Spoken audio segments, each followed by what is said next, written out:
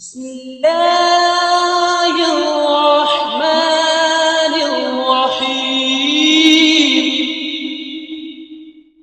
صلوا علیہ وآلہ صلوا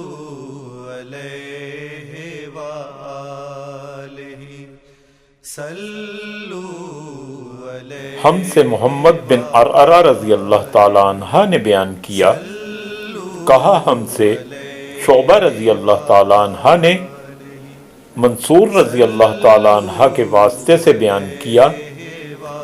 وہ ابو وائل رضی اللہ تعالیٰ عنہ سے نقل کرتے ہیں،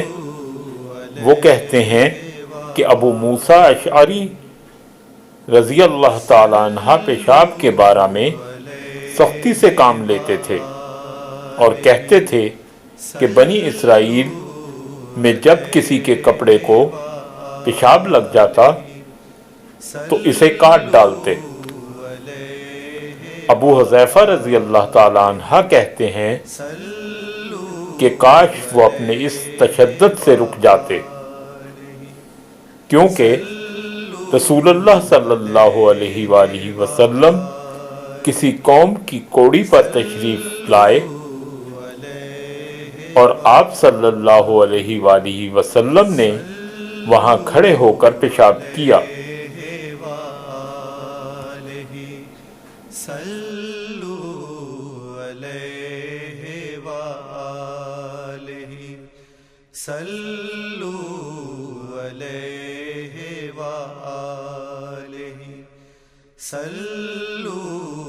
علیہ وآلہ صلوا علیہ وآلہ صلوا